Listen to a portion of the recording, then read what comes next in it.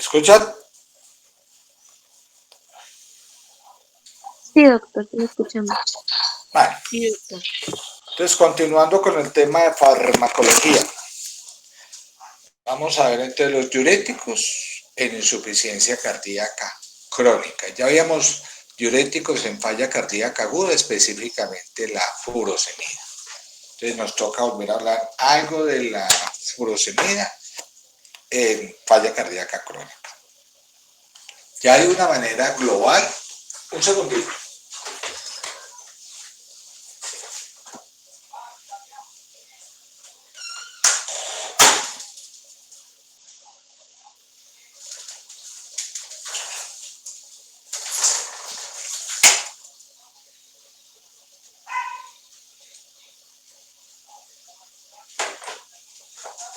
Perdón. Bueno, de una manera general, ¿qué son los diuréticos? Bueno, los diuréticos son medicamentos que favorecen la diuresis y natriuresis por acción sobre el contenido y el volumen de la orina excretada. Y ojo con lo que dije, muchos diuréticos son más diuréticos que natriuréticos y otros son más natriuréticos que diuréticos. Esto lo vamos a ver ya. Los diuréticos surgen en la década de los 60, ¿sí? Con los llamados diuréticos tiacídicos, como la clorotiazida y la hidroclorotiazida. Luego surgen otros diuréticos, como la furosemida, ¿sí? La indapamida en la década de los 60. Toda esta gran familia es lo que llamamos diuréticos sulfonamídicos, que son inhibidores de la absorción tubular renal distal del sodio, ¿sí? Ya después veremos otros diuréticos. Entonces, lo que vamos a ver son los diuréticos sulfonamídicos. ¿Qué característica tienen? Bueno, que aumentan la excreción urinaria de sodio y de otros electrolitos, que aumentan la excreción urinaria de agua, por eso se llaman acuaréticos, ¿sí? Acuaréticos o diuréticos propiamente. Disminuyen el volumen plasmático secundario a esto. Disminuyen el volumen de líquido extracelular, que depende fundamentalmente del sodio. Y con esto disminuyen precarga, la congestión venosa, sistémica y pulmonar, e incluso algunos, como los diuréticos tiacídicos, son buenos para reducir la resistencia vascular sistémica. Por eso se utilizan como agentes antihipertensivos, ¿sí?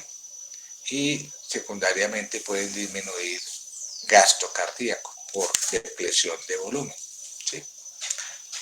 Muy bien.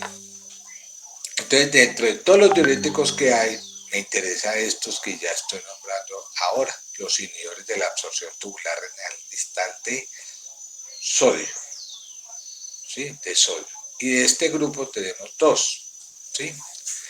Que son básicamente los inhibidores de cotransportador de sodio, potasio, cloro, que son los diuréticos de ASA, y los inhibidores de cotransportador de sodio, cloro, que son los diuréticos tiacídicos. Estos medicamentos actúan en áreas distintas de la nefrona, ¿sí? Esta es la nefrona, ¿sí? Y aquí están los dos grupos que me estoy refiriendo. El primer grupo que estoy señalando aquí, ¿sí?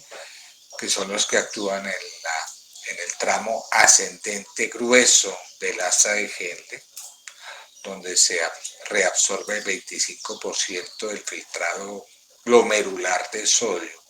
Aquí es donde actúan los diuréticos de ASA, tipo furosemida.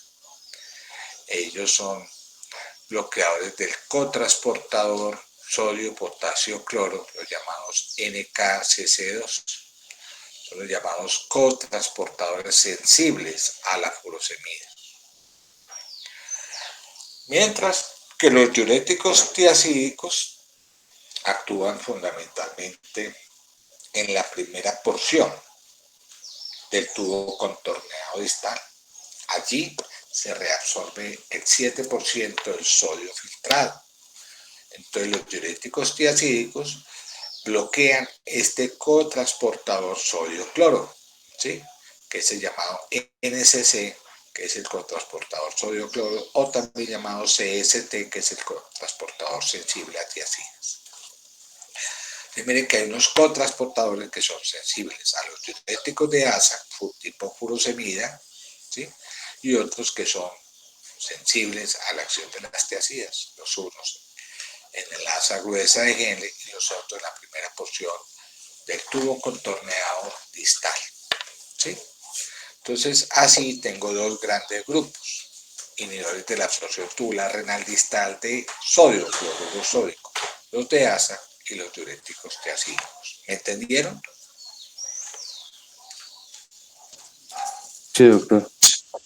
Bueno, entonces, como el uno está actuando a nivel más proximal que el otro, mire que aquí en este segmento del asa de genes se reabsorbe el 25% del sodio, mientras que aquí se reabsorbe el 7% del sodio filtrado. Entonces, la potencia va a depender de eso. Así entonces, tenemos unos diuréticos de máxima eficacia, como son los diuréticos del asa, tipo furosemida, y otros de eficacia media, que son los diuréticos tiazídicos, como la hidroclorotiazida. Entonces empezamos con el primer grupo, diuréticos de asa, donde actúan en la rama ascendente gruesa, que bloquean, ¿sí?, los canales sodio, cloro, potasio, ¿sí?, los NKCC2, ¿sí?, allí es donde actúan. El ejemplo más típico es la furosemida, no quiere decir que no hay más diuréticos, está la torasemida, etcétera, bumetimida, pero esta es la que más usamos nosotros, furosemida en Colombia. La farmacocinética de ellos es muy importante. ¿Por qué? Porque la relación entre la llegada de ese diurético a su sitio de acción, que es a nivel del asa ascendente, del tubo ascendente grueso del asa de Henle, y su acción, ya sea diurética o natriurética, viene determinada por esa farmacodinámica, ¿sí? Y en cuanto a eso, podemos hablar de lo que llamamos curva dosis-respuesta. Nosotros decimos que existe un umbral mínimo para que ese diurético se concentre, ¿sí?, y pueda obtener una respuesta. Y un umbral máximo a partir del cual no va a conseguir un mayor efecto. Entonces establecemos esta dosis efectiva determinando lo que llamamos umbral mínimo y máximo, que es la llamada curva de respuesta a los diuréticos de asa, ¿sí? Entonces, ¿qué quiere decir esta curva? Que en situaciones fisiológicas, no en condiciones patológicas, una dosis de 40 miligramos, que puede ser oral o 2 ampollas intravenosas de furosemida, ¿sí?, consigue una excreción de sodio de más o menos unos 250 milequivalentes litro, que corresponde a lo que ya decía, más o menos el 20% del sodio filtrado. Y esto se traduce en una excreción de orina de 3 litros en 3 a 4 horas, que es lo que uno busca en condiciones fisiológicas. O sea, 40 miligramos intravenosos induce eso, una excreción de más o menos unos 250 mililitros de sodio, que equivale a más o menos 3 litros de agua en un periodo de 3 a 4 horas. Ahora, si el paciente tiene un filtrado glomerular reducido, porque tiene una enfermedad renal crónica, entonces esos pacientes van a tener una reducción de la eficacia de la acción diurética, o sea, se reduce la cantidad de agua y de sodio filtrado. Esto podría limitar la respuesta máxima obtenida en esos pacientes. Así entonces, si tengo una tasa de filtración glomerular muy baja, menor de 15 mililitros por minuto, que es lo que equivale a un paciente cuando tiene una enfermedad renal crónica avanzada, estadio 5, la respuesta natriurética máxima se podría alcanzar con una dosis mayor, es decir, se requieren dosis mayores, ya no 40 miligramos, sino 4 veces la dosis usual, 160 miligramos, ¿sí? Es decir, los pacientes con enfermedad renal crónica se benefician con diuréticos de asa, es cierto, ¿sí?, pero tiene limitación cuando esa tasa de filtración glomerular empieza a declinarse por debajo de 15 mililitros por minuto, ¿sí? Pero en términos generales, la furosemida es el medicamento de elección como diurético en pacientes con enfermedad renal crónica, puesto que su efecto máximo o su efecto farmacológico no se altera en ciertas condiciones cuando la tasa de filtración empieza a deteriorarse. En caso de que la tasa de filtración está muy deprimida, pues se requieren cada vez dosis más altas, que es lo que uno ve en la práctica clínica, ¿sí? Entonces, ahora, si tengo un paciente que tiene una falla cardíaca, una insuficiencia cardíaca, también estos diuréticos empiezan a disminuir su eficacia, ¿sí? Entonces ya no es lo mismo usar 40 miligramos en un paciente donde 40 miligramos va a tener una disminución de la capacidad, ¿sí?, del efecto diurético, ¿sí? ¿Por qué? Porque va a requerir un umbral más alto, o sea, requiere aumentar la dosis para optimizar la respuesta, ¿sí? ¿Estamos bien? ¿Me entendieron? Doctor, ¿me podría volver a repetir la explicación de esa gráfica, por favor? Sí, doctor, porfa. Esta, Sí, Sí, señor. señor. bueno, esto es lo normal, ¿lo ven? La línea negra continua, ¿sí? Lo normal. Lo normal es que con 40 miligramos yo excrete más o menos 250 miliequivalentes por litro de orina en sodio, lo que equivale a más o menos 3-4 litros en 3 horitas. Pero ¿qué pasa cuando tengo un paciente con falla cardíaca? Pues el umbral aumenta. Es decir, si el umbral aumenta, va a requerir más dosis, ¿sí? Entonces, y aún así, aumentando la dosis, estos pacientes tienen un umbral bajo, ¿sí?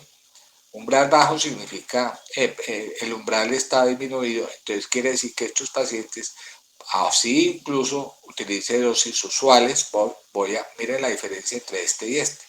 ¿Sí? Este paciente con falla cardíaca con una dosis de 40 miligramos, voy a excretar 10 veces menos la cantidad. Entonces, ¿qué pasa al paciente con falla cardíaca? Muchas veces el paciente con falla cardíaca se le puede dar el diurético tipo furosemida, pero muchos de estos pacientes van a requerir con el tiempo aumentar la dosis. Ya no es una dosis de 40 miligramos, por ejemplo, una tabletica de 40 miligramos día, sino que hay que empezar a aumentar la dosis a 80, 160, hasta una dosis máxima de 240 miligramos. ¿Ya me entendió?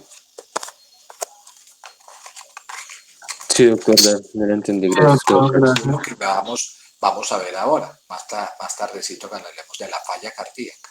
Ahora, la furosemida tiene acción más diurética, o sea, acuarética, aumenta la excreción más de agua que de sodio.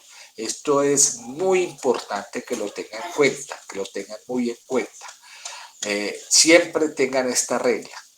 La furosemida es más acuarético que natriurético, o sea, excreta más agua que sodio, ¿sí? Y esto es muy importante tenerlo en cuenta ahora que hablemos de ello, ¿sí? Entonces, ¿qué pasa cuando yo le doy un diurético tipo furosemida?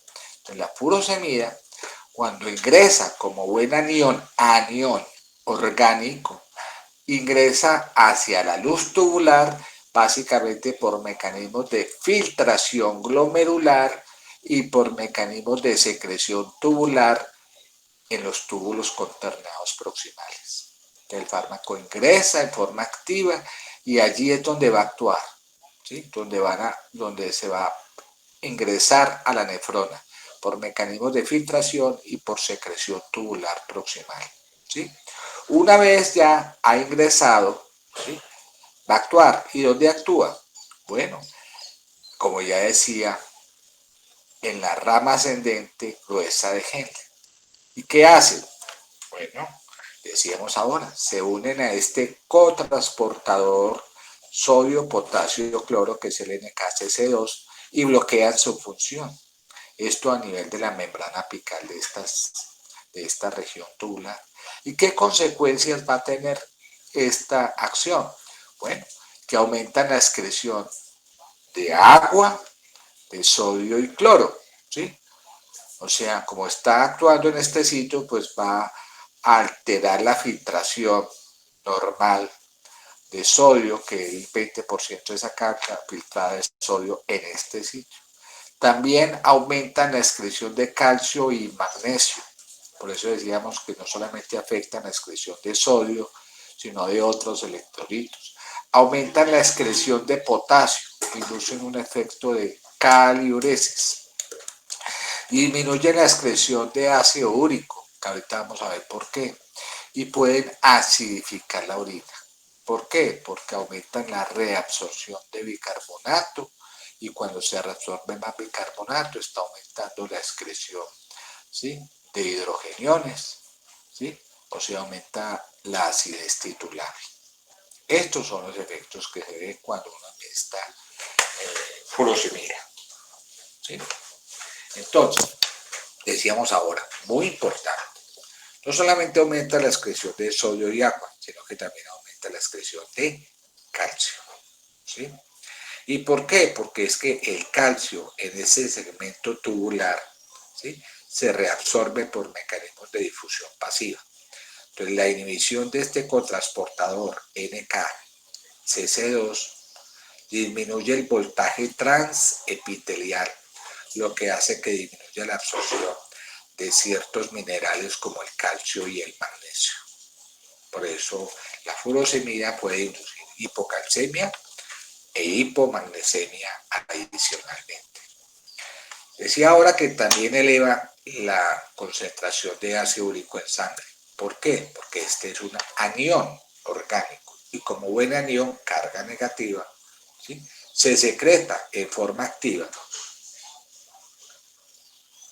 en el tubo contorneado proximal y entonces compite ¿con quién? Con otro anión que se llama el ácido úrico, los uratos, en los mecanismos de secreción.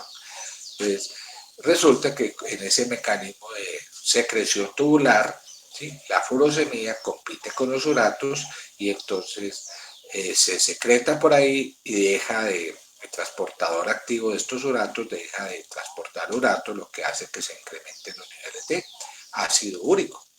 Y esto puede elevar los niveles de ácido úrico y precipitar un ataque de gota. No tan frecuente como ocurre en el paciente que toma tiazidas.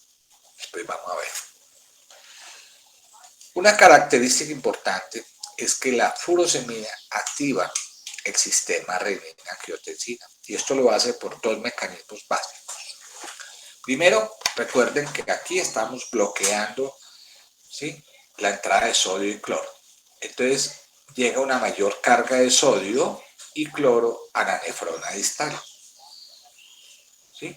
Y en esta nefrona distal, el tubo contorneado distal, muy pegada a estos vasitos preglomerulares, esta es la nefrona, ¿sí?, aquí está el glomérulo, aquí están las arterias preglomerulares, postglomerulares. Pegada a ella, ya saben ustedes vieron con Beatriz la llamada aparato yuxtaglomerular. Esto que está en rojito son las células de la mácula densa y estas que están aquí delineaditas bonitas como verdecita clara son las células yuxtaglomerulares. Entonces, cuando el sodio distal llega a esta zona, ¿sí?, un incremento de la carga filtrada de sodio, porque aquí no se reabsorbió, entonces la cantidad de sodio en exceso que llega a esta zona en contacto con la mácula distal va a aumentar la secreción de renina, ¿sí? ¿Y por qué lo hace? ¿Qué hace para que se incremente la actividad de renina? Por la parte de las células yuxtaglomerulares, porque la furosemida inhibe el transporte de cloruro sodio hacia la mácula densa, la engaña en la mácula densa. La mácula densa no puede detectar que ha habido un exceso de sodio. Dice, uy, no detecto. Y como no le detecta la concentración elevada de sodio que llegó acá, ¿sí?, y entonces ella traduce un mensaje y dice, hay una disminución de carga de sodio cuando realmente no ocurre. ¿Y esto debido a qué? A que la furosemida bloqueó este mecanismo de retroalimentación túbulo-glomerular que ustedes vieron en fisiología conmigo. Entonces, como no detecta esa carga de sodio, pues genera una respuesta. Y eso hace que sintetice prostaciclina. Que va a liberar prostaciclina. Y esta prostaciclina se dirige a las células yuxtaglomerulares, que estamos vecinitas, y esta prostaciclina es la que en la célula yuxtaglomerular va a liberar renina. ¿Sí? Por un lado. Entonces, como activo renina, por vía de la mácula densa, pues va a activar todo el sistema renina, angiotensina, aldosterona. Eso es lo que hace la furosemida por un lado. Por otro, ¿por qué más puede activar el sistema renina-angiotensina? Bueno, resulta que la pérdida de sodio conduce a una contracción del volumen de líquido extracelular, ¿sí? Y del volumen circulante efectivo. Recuerde que el principal determinante del volumen de líquido extracelular es la concentración de sodio. Entonces, frecuentemente cuando se contrae el volumen de líquido extracelular, se contrae el volumen circulante efectivo. ¿Sí?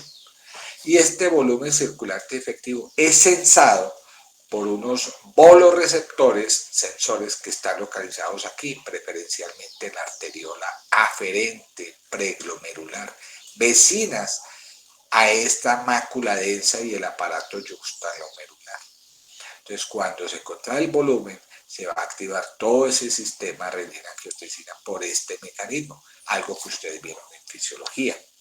Entonces, si se contrae el volumen del líquido extracelular, ¿sí?, por este mecanismo de hiponatremia, pues uno de los mecanismos que lo primero que se activa es la actividad simpática seguida de una actividad del sistema renina-angiotensina. ¿Sí? Y todo esto, tanto la actividad simpática como el sistema renina-angiotensina aldosterona, pues van a generar en la nefrona proximal y en la nefrona distal cambios que hacen que secundariamente los pacientes lleguen a una alcalosis metabólica, porque se aumenta la reabsorción de sodio. Expliquémoslo de esta manera. Se contrajo el volumen de líquido extracelular porque se disminuyó la concentración de sodio en sangre. Y entonces esto se asocia a una disminución del volumen circulante efectivo. Y es sensado por esas arterias preglomerulares que están localizados en la mácula densa. Entonces la mácula densa detecta esto y empieza a liberar prostaciclina. Igual que ocurrió ahora. Entonces, ¿qué hace la prostaciclina? En la célula yuxtaglomerular libera renina, angiotensina, aldosterona.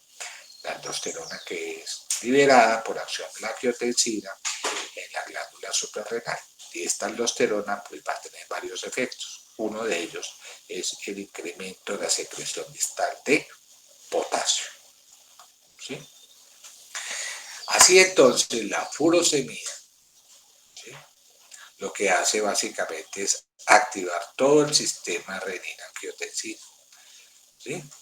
Por un lado, ¿sí?, porque está disminuyendo la carga filtrada de sodio, así lo detecta la mácula densa, y ella libera prostaciclina vía mácula densa. O ya sea porque, como muestra aquí la gráfica, se contrajo el volumen de líquido extracelular, el volumen circulante efectivo que es detectado por estos sensores para los receptores intraarteriales preglomerulares que también hacen que libere renina, angiotensina y finalmente aldosterona. Entonces, en resumen, la furosemida libera renina. ¿Por qué? ¿Por qué estímulos? Uno, porque engañó la mácula densa, bloqueó la retroalimentación, por vía mácula densa libera prostaciclina que las células del aparato yuxtaglomerular la liberan, o porque contrajo el volumen del líquido extracelular y activó sistema simpático y activó vasoreceptores, ¿sí?, intrarrenales que finalmente liberan renina. ¿Sí? Hasta ahí voy bien. La diuréticos tipo furosemida activan sistema renina, angiotensina. Esto es bueno en un paciente con falla cardíaca.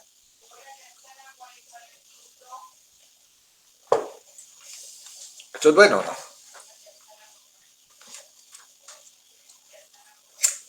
Doctor, ¿me puede repetir la pregunta? Es que se me cortó. Que si es bueno que un diurético tipo furosemida active el sistema renina-angiotensina. ¿Es bueno? Ah, no, doctor.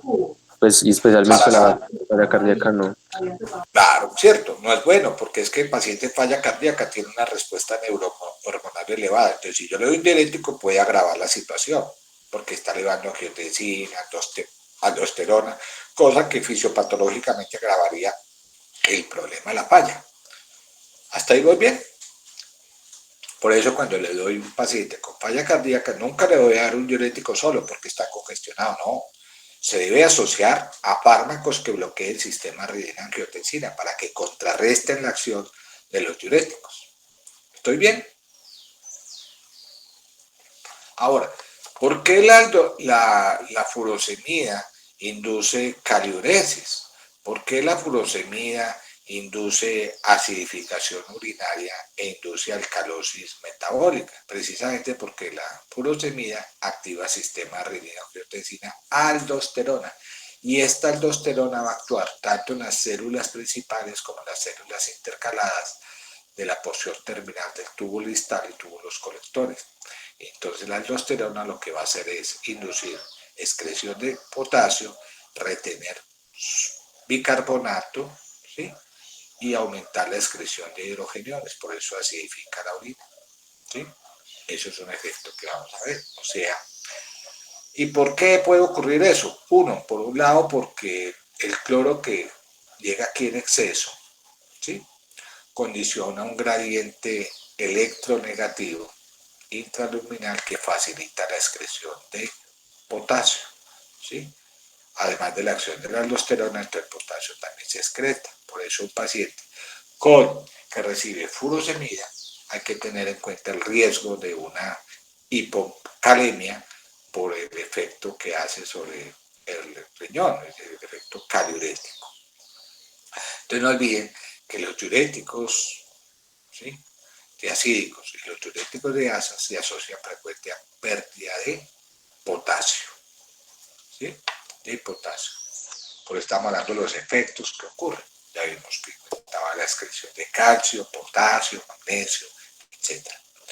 Desde el punto de vista hemodinámico, ¿sí?, a nivel del riñón, la furosemida incrementa el flujo sanguíneo renal e incrementa la tasa de filtración glomerular. Mecanismo que es distinto a los diuréticos de asa. Los diuréticos tiacídicos, por el contrario, pueden reducir la tasa de filtración glomerular. Este no, este hace todo lo contrario, ¿sí? Todo lo contrario. Por eso es que es tan bueno el paciente con enfermedad renal crónica asociada a falla cardíaca, ¿sí? O hipertenso con enfermedad renal. ¿Y cuáles son los mecanismos para que esta tasa de filtración glomerular ocurra? Pues hombre, por un lado bloqueando la retroalimentación tubulo-glomerular, que ya vimos en fisiología y acabamos de verlo ahorita. Y por otro lado activando el sistema renina-angiotensina. ¿Cómo lo hace? Pues hombre, recuerden que inhibió el transporte de sodio y cloro hacia la mácula densa. O sea que la mácula densa no detecta esas concentraciones de cloruro sódico elevados, queda engañada, se traduce con una carga disminuida y eso hace que libere prostaciclina. Y esa prostaciclina, además de liberar renina en las células yuxtaglomerulares, tiene una acción vasodilatadora de la arteria aferente preglomerular. Y como aumenta la vasodilatación de la arteriola aferente preglomerular, está incrementando el flujo sanguíneo renal, ¿sí? Dos, activando el sistema renina-angiotensina. Entonces, por otro lado, la angiotensina genera vasoconstrictor, genera vasoconstricción selectiva de la arteriola eferente, ¿sí? Y entonces, sumado al efecto de la prostaciclina, la angiotensina, que genera vasoconstricción de la arteriola aferente y vasodilatación de la arteriola aferente, pues ambos van a incrementar la tasa de filtración glomerular, ¿sí? Es decir, la furosemida, al liberar angiotensina, esta incrementa la resistencia de la arteriola eferente y la prostaciclina reduce la resistencia de la arteriola aferente, es decir, esta está produciendo vasodilatación de la arteriola aferente y este vasoconstricción. Y estos dos efectos que van a producir, pues si este produce vasodilatación aferente y este vasoconstricción aferente, pues las presiones hidrostáticas glomerulares se elevan y eso hace que la tasa de filtración glomerular se incremente. Eso a diferencia de las tiazidas no tienen ese efecto.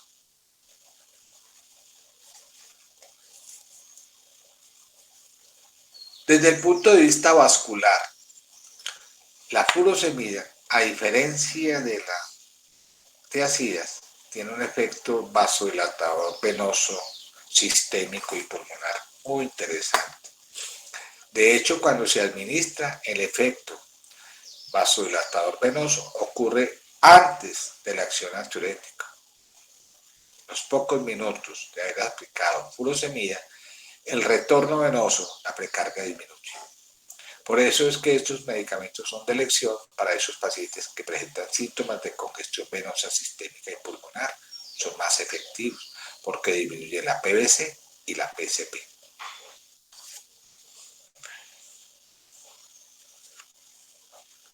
Ahora, si miramos la farmacocinética de la furosemida,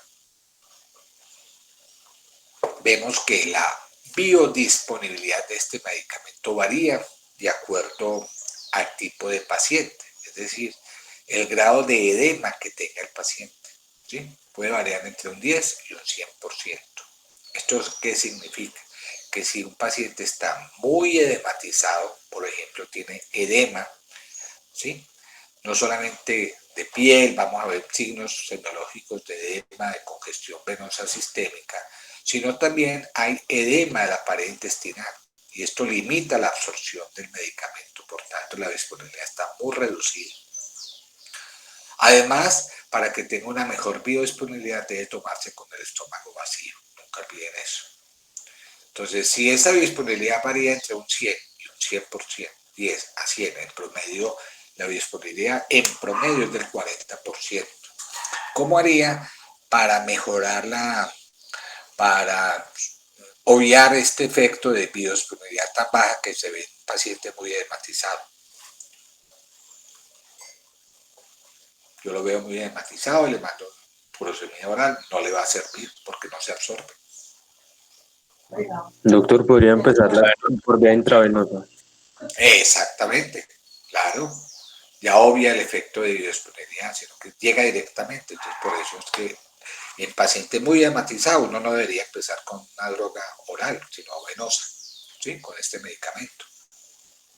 Bien, tiene una corta acción, cuidado con esto. O sea, la vida media es muy cortica, 2 horitas.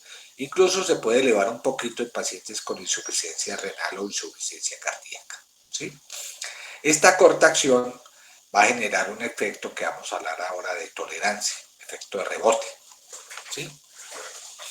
Entonces, este medicamento se metaboliza y se secreta fundamentalmente a nivel renal. Recuerde que se llega a la nefrona como fármaco activo y allí finalmente se va a metabolizar, ¿sí? Etcétera. O sea que es una droga que se secreta por transporte activo en el tubo contorneador proximal. Recuerde que para llegar se filtra y se secreta. Y entonces, ¿qué importancia tiene esto? Que en pacientes con acidosis metabólica, como es el paciente que tiene una enfermedad renal crónica, esta llegada intratubular de los diuréticos de ASA está muy limitada. ¿Sí? ¿Yo? Entonces, recuerden, principal sitio de acción, metabolismo y excreción de la furosemida es a nivel renal. ¿Sí?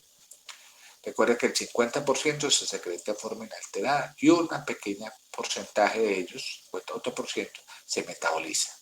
¿Sí? ¿Ok? Tiene un inicio de acción cuando lo doy por vía oral, entre 30 a 60 minutos, distinto a la vía intravenosa que es de 5 minutos, y tiene una duración promedio de 4 a 6 horas, ¿sí? Su efecto diurético, 4 a 6 horas. por ser una vía media tan corta. Efectos adversos. Bien, entonces los efectos adversos son, como mostraba ahorita, por alteraciones hidroelectrolíticas producen las llamadas hipos, hiponatremia, hipocloremia, hipocalemia, hipomagnesemia, hipocalcemia. Contrae el volumen extracelular, claro, porque pierde sodio. Y esto se asocia a una hipotensión postural y a una activación, como lo mostramos ahorita, una activación de respuesta neurohormonal, una activación hepática, el sistema renina-angiotensina y de la aldosterona, generando un hiperaldosteronismo secundario. ¿Tendrá eso importancia? Sí. Es el ejemplo típico del paciente con falla cardíaca que usted lo vio edematizado, el episodio diurético de ASA. Y sigue edematizado. Le agregó un diurético tiazida. Y sigue edematizado. ¿Y entonces qué le hago? ¿Qué pienso? ¿Por qué sigue edematizado si ya le estoy dando dos diuréticos muy buenos?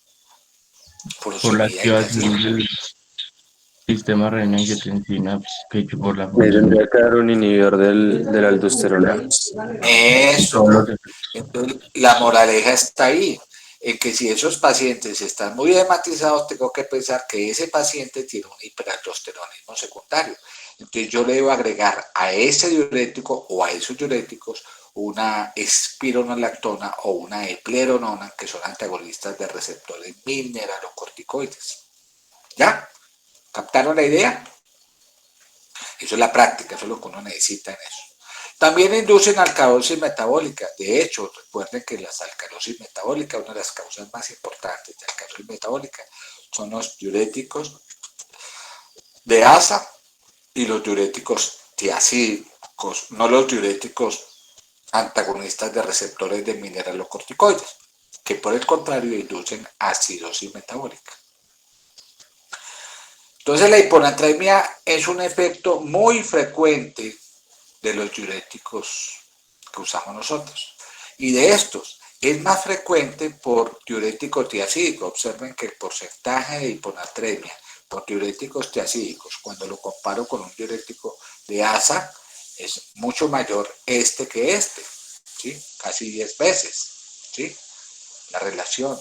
O sea, que si vamos a hablar del diurético de ASA, recuerde que el diurético de ASA tiene más un efecto acuarético, excreta más agua que sodio, ¿sí? O sea que la hiponatremia inducida por diuréticos de ASA es poco frecuente, ¿sí? O sea que es más frecuente esta hiponatremia con el uso de diuréticos tiacídicos, no se les olvide eso, ¿sí? Alteraciones metabólicas sí, puede inducir hiperuricemia y crisis de gota, ya explicamos por qué. E incluso hay otros efectos que se pueden ver con estos diuréticos como hiperglicemia, lipidemia o incluso en pacientes con encefalopatía hepática, cirróticos, se puede agravar esto. También se ha descrito efectos de la furosemida sobre ¿qué? La actividad coclear, oído interno. Y entonces dosis altas de furosemida, sobre todo cuando se emiten por vía intravenosa en dosis altas, y en pacientes con disfunción renal o que toman aminoglicósidos pueden producir efectos de ototoxicidad, pérdida de la audición auditiva, no vértigo, no pérdida de la audición. Y otros efectos descritos son como displasias sanguíneas, aplasia medular, agronocitosis, fotosensibilidad, porque recuerden que es derivado de las sulfas, pancreatitis, también igual que ocurre con las tiacidas, ¿sí? Etc. Esos son los efectos adversos. Un problema farmacodinámico y farmacocinético de los diuréticos de ASA es la resistencia a estos. Esto ocurre también con los diuréticos tiacídicos, pero aquí vamos a ver algunas diferencias, ¿sí? ¿Y qué es una resistencia? Pues aquella situación clínica que ocurre antes de alcanzar el objetivo terapéutico. Entonces, esta curva, que es la curva que se desplaza hacia la izquierda, se ve frecuentemente en pacientes con falla cardíaca, con enfermedad renal, etc. Y hay muchas causas de resistencia a los diuréticos tiazídicos. ¿Me escucha? Sí, doctor. Sí, doctor. Bueno, entonces la resistencia a estos fármacos se debe en gran parte al incumplimiento del paciente. El paciente muchas veces no toma el fármaco como se lo manda a uno adecuadamente o porque está comiendo en exceso sodio, ¿sí? Tiene una dieta mayor de 5 o 6 gramos al día de sodio. O es un paciente que es lo que llamamos nosotros insensible a la sal. Es decir, si consume mucha sal, esto hace resistencia a la sal, a los diuréticos, ¿sí? O, por lo que vamos a ver ahorita, por niveles adecuados de ese diurético en el sitio de acción, porque el paciente tiene una mala absorción, porque tiene edema de pared intestinal, recuerda cuando les decía, está muy hinchado, o porque tiene una disminución del flujo plasmático renal, como ocurre en paciente anciano, con falla cardíaca o cirrótico, o que están hipoalbuminémicos, o una respuesta renal inadecuada, porque tiene un filtrado glomerular bajo, volumen circulante efectivo disminuido, como ocurre en el paciente con falla, o que toma concomitantemente AINES, ¿sí? O que genera este fenómeno que es lo que vamos a insistir más ahorita, que es las tolerancias. Y la tolerancia puede ocurrir a corto plazo o a largo plazo. A corto plazo, porque se activa el sistema renina-angiotensina y esto contrarresta la acción del diurético, ya lo vimos. O a largo plazo, por un fenómeno que se llama breaking, que es el fenómeno de frenaje. Esas son las causas de resistencia a los diuréticos. Ahora, si estoy frente a un paciente con falla cardíaca, puede haber resistencia directamente en esos pacientes. Y ahora lo decíamos, ¿por qué? Porque el umbral se altera. Entonces desciende su respuesta máxima, lo que requiere mayor dosis. O sea que esos pacientes con falla cardíaca tienen un problema muy grave. Y es que por un lado tienen edema intestinal, por otro lado tiene una disminución de la perfusión renal, por otro lado tienen hiperaldosteronismo secundario. Y esto hace que la respuesta diurética máxima se altere. O sea, la respuesta natriurética sería inferior a un paciente normal. ¿Qué hay que hacer con los pacientes? Pues hombre, habría que recurrir a usar dosis más altas, como veíamos ahorita en la gráfica, aumentar la frecuencia de la dosificación de este fármaco en dosis máxima o en su defecto utilizar una vía parenteral intravenosa en caso de edema intestinal. Ahí tienes pues las opciones de lo que uno ve en la práctica en pacientes con falla cardíaca, que es el tema que nos compete hoy, ¿sí? Ahora, yo puedo tener un paciente con falla cardíaca y a su vez enfermedad renal, que es muy común. Entonces, el problema de estos pacientes es que como tiene una tasa de filtración tan baja, pues hay menos llegada de este diurético a la luz tubular, ¿sí? Entonces, ahí se afecta todo. De los pacientes que tienen insuficiencia renal avanzada, ¿sí? O sea, con tasas de filtración glomerular menor de 5, que sería un paciente pues prácticamente en diálisis, ¿sí? Eh, hay una gran resistencia a ellos. Afortunadamente, la tasa de filtración glomerular por encima de 15 mililitros minuto tiene una buena respuesta a estos pacientes, ¿sí? ¿Ok? Entonces, ¿cómo podríamos solucionar cuando esto ocurre? Pues lo mismo. Si ese paciente tiene una enfermedad renal crónica asociada, usamos dosis más altas, ¿sí? ¿Ok? Y si es un estadio 5, que es de una tasa de filtración glomerular menor de 15 mililitros minuto, entonces había que usar dosis muy altas, hasta 240 miligramos de furosemida por vía intravenosa, ¿sí?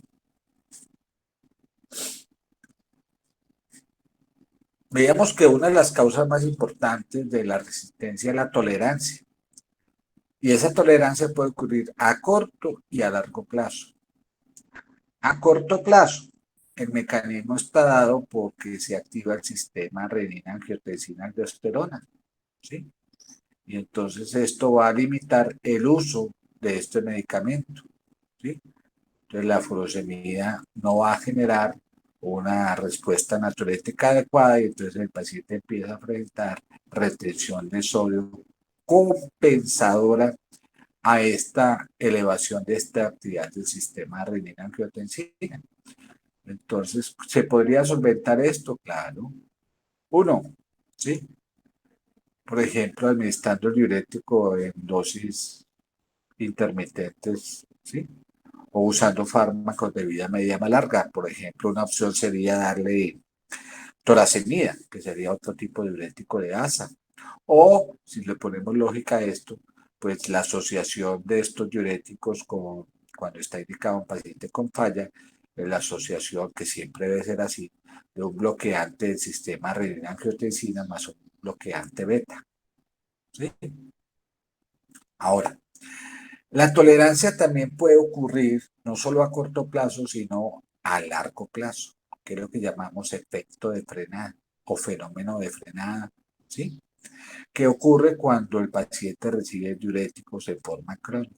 Cuando eso ocurre, empiezan a haber cambios estructurales en la nefrona distal y empieza a haber cambios como hiperplasia de las células del tubo contorneado distales. Entonces, esos cambios funcionales de la nefrona distal hacen que se incremente en forma secundaria la reabsorción de sodio a nivel distal. Recuerde que este medicamento tiene vida media corta, o sea que una vez termine su acción, que con una vida media tan corta, empieza a haber una retención de sodio, ¿sí? En esos pacientes, ¿sí? Así entonces, ¿sí? Esos pacientes tienen ese inconveniente. ¿Y cómo solventar ese problema? Pues una de las maneras más sencillas y muy prácticas es bloqueando esa nefrona distal con un diurético más distal que sería el diurético tiacídico. Es decir, los diuréticos tiacídicos son como una solución a ese fenómeno de tolerancia a largo plazo, fenómeno de frenada en los pacientes. ¿Sí? Sería como el medicamento de elección. ¿Sí? Entonces, el diurético tiacídico. Por eso, las guías dicen que se puede considerar la combinación de un diurético de asa con una tiacida o con una espironolactona, en este caso la tiacida, para pacientes con edema resistente o con respuesta sintomática insuficiente. ¿Y por qué la tiacida? Para frenar ese fenómeno de breaking, o sea, el fenómeno de tolerancia a largo plazo. ¿Y por qué la espironolactona? Para bloquear las acciones del hiperaldosteronismo secundario. O sea que usualmente en un paciente con falla cardíaca uno asocia diurético de asa con tiacida y en la práctica uno lo que hace es dar el diurético de asa en la mañana, ¿sí?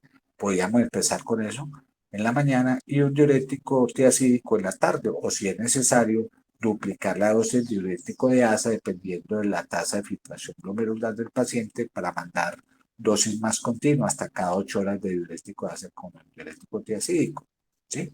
O asociar el diurético de asa con espironolactona en caso de que haya hiperaldosteronismo secundario. ¿Me entendieron? Doctor, una pregunta. Uh -huh. En ese caso, ¿cuál es más recomendable? ¿Utilizar espironolactona o el tiacídico? No, dependiendo.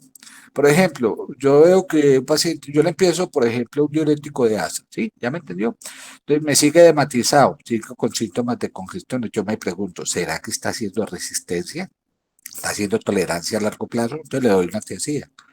Pero sigue edematizado, ya habiéndole dado diurético de asa más tiacida. Entonces, ¿qué le agregaría? La espironolactona. ¿Por qué? Entonces, pues dice, hey, ¿por qué estará hinchadito? Porque debe tener un hiperaldosteronismo Aldosteronismo secundario. secundario. Ah, ahí está la razón de asociarlos. Usualmente uno en falla cardíaca empieza con diurético de asa, pero sobre todo cuando los síntomas son moderados.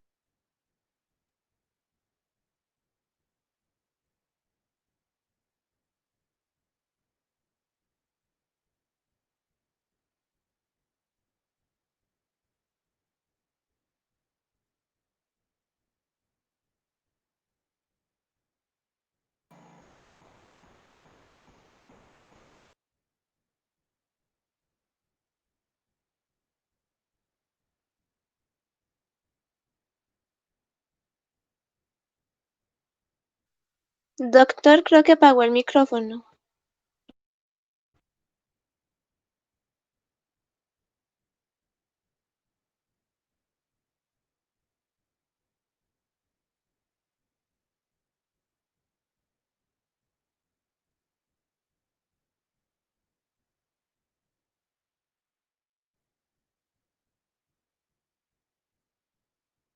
Doctor, no le estamos escuchando. Doctor,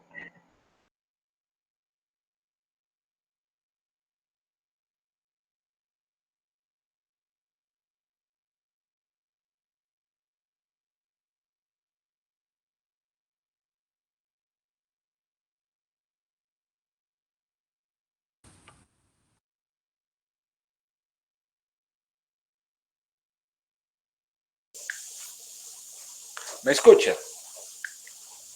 Sí, Ahora doctor. sí, sí, doctor. doctor. ¿Yo di la explicación y me entendieron o no?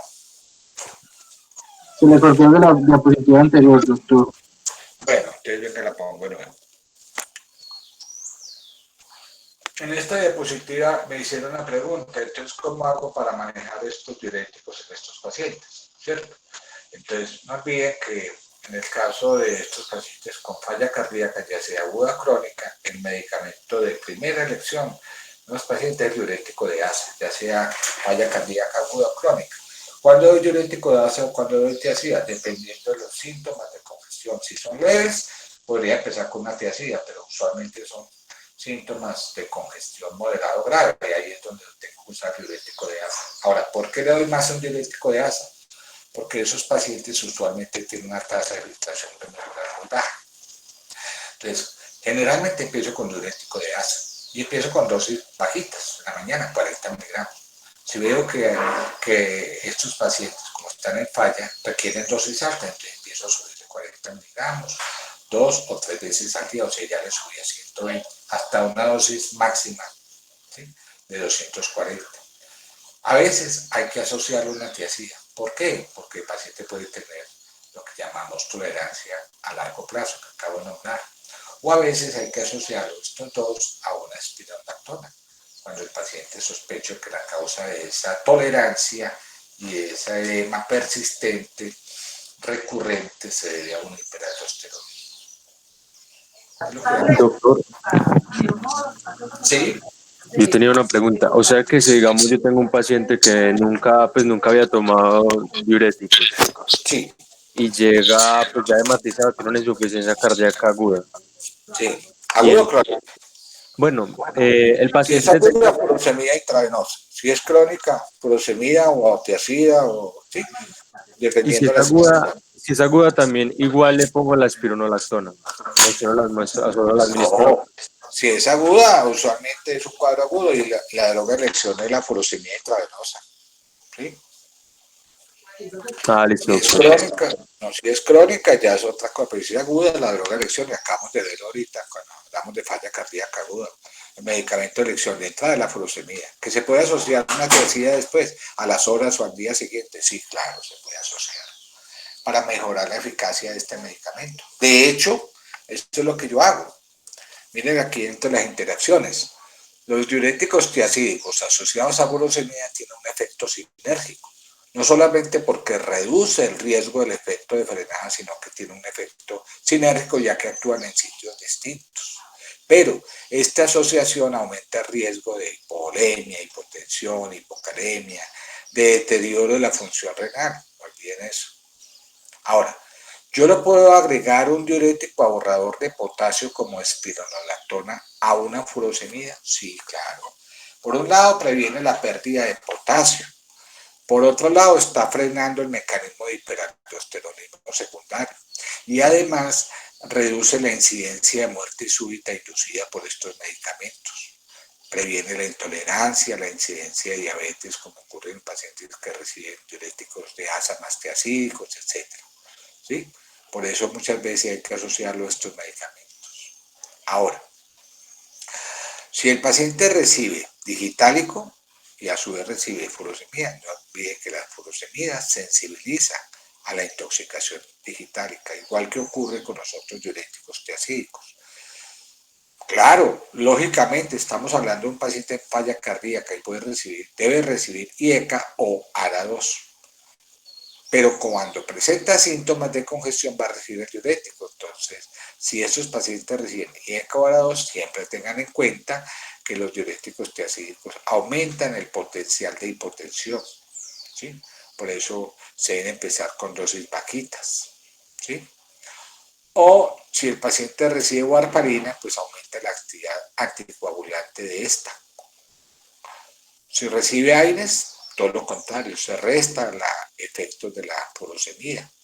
Si recibe aminoglicósidos, aumenta el riesgo de toxicidad. Y si recibe litio, carbonato de litio, que se usa en estados maníacos, ¿sí? En trastornos bipolares, pues la furosemida puede incrementar los niveles de litio en sangre. Hay pues las interacciones medicamentosas más importantes. ¿Alguna pregunta?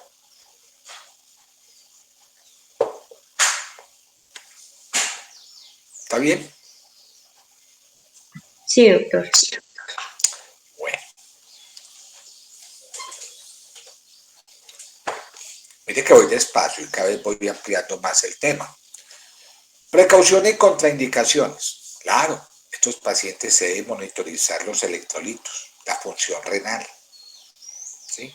En embarazo y lactancia están contraindicados porque tienen un riesgo cero.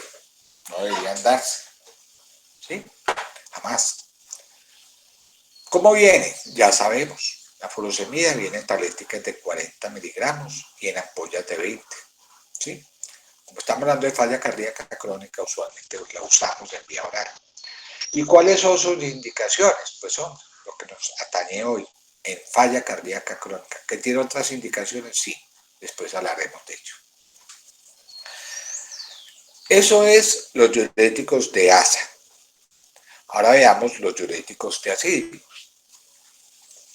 Ya decíamos que actúan a nivel más distal, sobre el tubo contorneado distal, y específicamente bloqueando estos cotransportadores sodio-cloro, ¿sí? O sea, los NCC, ¿sí? ¿Ok? Entonces, si miramos acá, vemos que las tiazidas tienen una eficacia media, comparándolo con la furosemida, ¿sí? El efecto diurético, natriurético es menor. Cuando hablamos de tiazidas, tenemos que hablar de tres tipos de tiazidas importantes. Unas que son tiazidas propiamente dichas, que son las acciones, que tienen acción corta, como la hidroclorotiazida, y otras que desde el punto de vista bioquímico son tiazídicos similares. Unos con acción intermedia, como la indapamida, y otros con acción más prolongada, que sería la clortalidona, o sea, que tienen vida media más larga. A diferencia de la furosemida, las tiazidas tienen más efecto natriurético que acuarético. Una gran diferencia, o sea que excretan más sodio, tienen un efecto mayor sobre la excreción de sodio. No es que por el sitio donde actúe uno espera que el diurético de ASA pues excrete mayor carga filtrada. Por eso es que llamamos de eficacia media, pero tienen más acción natriurética que diurética. E igual que la furosemida, pues para actuar deben llegar a esta nefrona, ¿sí? Para actuar. Y lo hacen de la misma manera que todo diurético, en este caso, como es un anión orgánico, se filtra, se secreta en el túbulo proximal. Aquí una vez llegado y se secreta, pues llega a la nefrona y va a actuar acá. En la primera porción, el tubo contorneado distal. ¿Inhibiendo qué? La reabsorción de sodio y cloro por un mecanismo que implica inhibición de este cotransportador NCC en la membrana apical de este tubo contorneado distal. ¿Qué consecuencias va a generar? Muy similares a los efectos que hace la furosemida, con una gran diferencia, que en vez de aumentar la excreción de calcio, disminuye la excreción de calcio. El resto es muy parecido, ¿sí? Doctor, no se le escucha bien. Que los diuréticos reducen la excreción de calcio, ¿sí? Por unos mecanismos muy interesantes. ¿sí? A diferencia de la furosemida, las tiazidas, al inhibir este cotransportador, ¿sí? sodio claro, sodio cloro, en el tubo contorneado distal, pues va a aumentar la excreción de sodio y cloro. Y eso hace que la concentración de sodio en la luz tubular, en la célula tubular, disminuya. Esto conduce a activación de unos canales selectivos, ¿sí? presentes en la membrana luminal llamados los TRPV5, que son canales epiteliales de calcio, ¿sí? BV porque son viniloides tipo 5 y secundariamente aumenta la reabsorción de este calcio a través del intercambiador sodio-calcio. De manera que las tiazidas aumentan la reabsorción de calcio. Por otro lado, también se sabe que,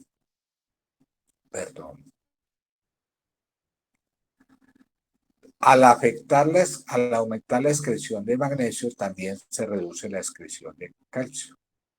Resulta que los diuréticos tiazídicos inhiben el transportador activo de magnesio en el tubo contorneado distal, que es un transportador llamado TRPM6.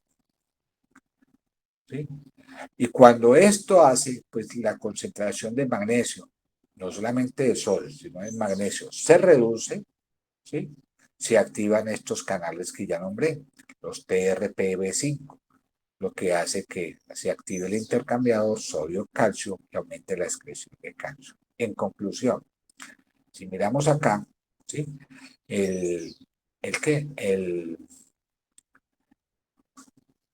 La reabsorción de calcio está muy asociado sobre todo a este efecto que tiene el magnesio, ¿sí?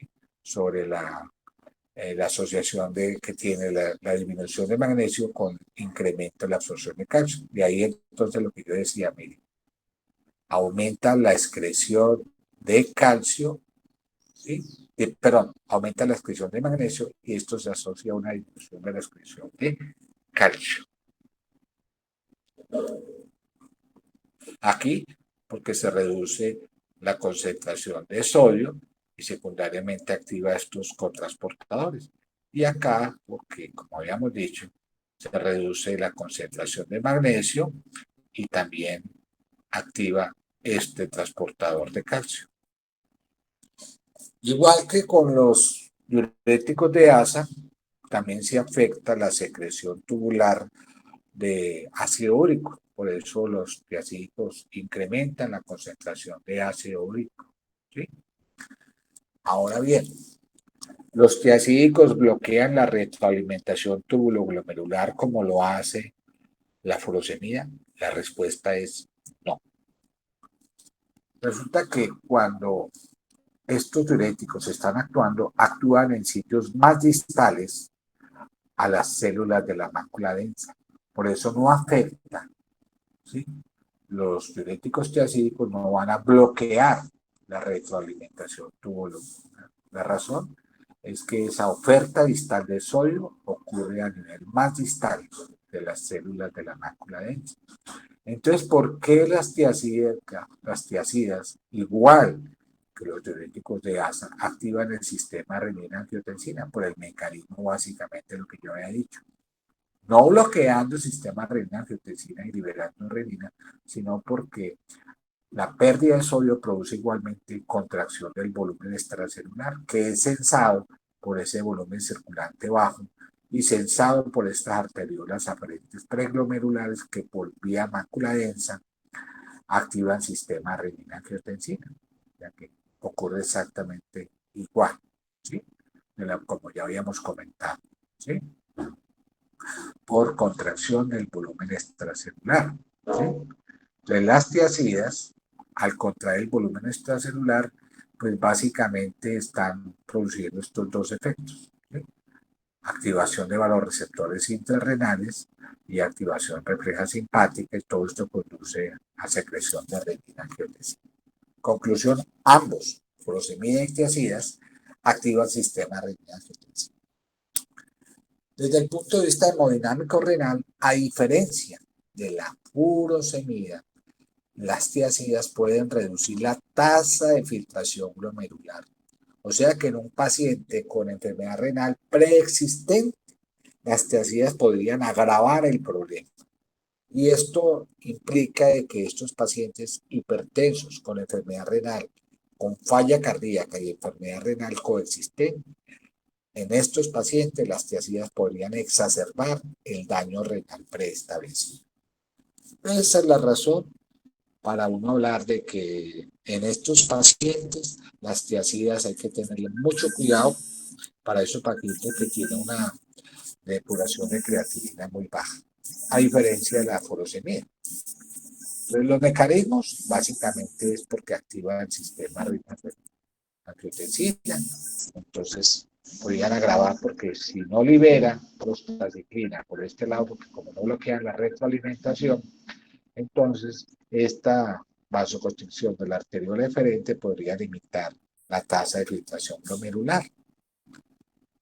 Ok. Desde el punto de vista hemodinámico vascular, a diferencia de los diuréticos de ASA, las tiazidas tienen un efecto vasodilatador arterial, o sea, inducen arteriodilatación, mientras que los diuréticos de ASA inducen más venodilatación. Cuando uno administra furosemida, nota que en las primeras semanas de tratamiento, pues hay un efecto natriurético diurético, acompañado de esa contracción del volumen de líquido extracelular, etc. Pero con el tratamiento crónico, después de que ya ha establecido el tratamiento durante más de 6 semanas, empezamos a notar un efecto vasodilatador arterial, ¿sí? Y entonces, predominantemente se va a disminuir la resistencia vascular sistémica. ¿Tendrá eso importancia? O pregunto mejor, ¿quién es más eficaz para tratar una hipertensión arterial? Si voy a dar diurético como antihipertensivo, ¿un diurético de ASA o un diurético tiazídico? La tiazida. Tiazida, ¿Cuál? la tiazida. Tiazídico, claro. Entonces, como moraleja a esta cosa que estoy diciendo, es que los diuréticos de ASA son más eficaces como antihipertensivos que los diuréticos de ASA. Diuréticos tiazídicos, mayor efecto antihipertensivo con diurético de ASA. Entonces, ¿no le podría dar nunca un diurético tiazídico a un paciente hipertenso? Sí, solo cuando ese hipertenso tiene enfermedad renal crónica establecida. ¿Está claro? Doctor, ¿me puede repetir eso? Claro. ¿Cuándo dar un diurético de ASA, furosemida, a un paciente hipertenso? Sería una buena pregunta, ¿o no? ¿Cierto? Y se ve, ¿cuándo le daría yo un diurético de ASA? Cuando ese paciente hipertenso tiene enfermedad renal crónica avanzada, ¿sí?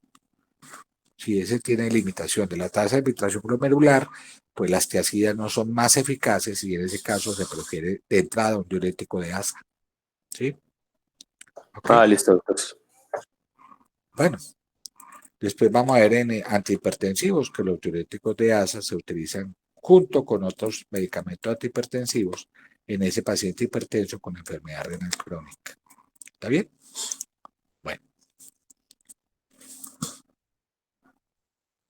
Aquí vemos la gráfica. Nos está mostrando que cuando yo le doy un diurético de ASA, mire cómo la resistencia vascular empieza a declinarse con el tratamiento crónico, o sea, después de 6 semanas de tratamiento. Entonces, los diuréticos de ASA tienen un efecto arteriodilatador muy interesante, ¿sí? Y esto se debe a varias cosas, entre ellos porque disminuyen el contenido de sodio en el músculo liso vascular e incrementan el contenido de potasio. Y esto tiene dos consecuencias, y es que sensibilizan a ese músculo liso vascular a la acción de hormonas vasodilatadoras y desensibilizan, ¿sí?, la acción de hormonas vasoconstrictoras. Eso explica por qué los diuréticos tiazídicos son muy eficaces en pacientes hipertensos, ¿sí? Pero no es el tema de hoy. Desde el punto de vista farmacocinético, te recuerda que hay dos tipos de tiazidas. Tiazidas propiamente dichos, tipo tiazidas y tiazidas similares. Tenemos la hidroclorotiazida, la clortalidona y la indapamida.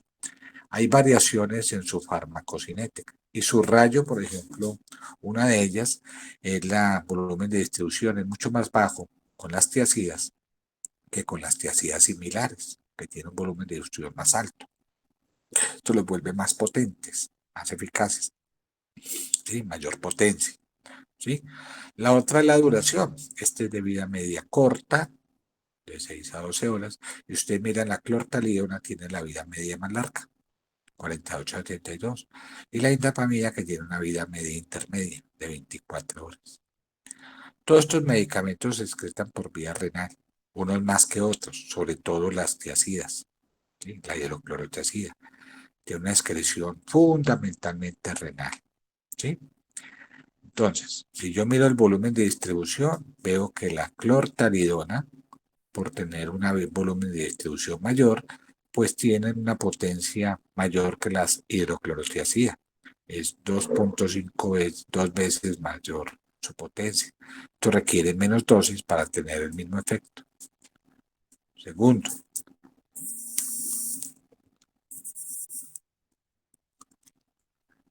la hidroclorotiazida, ¿sí?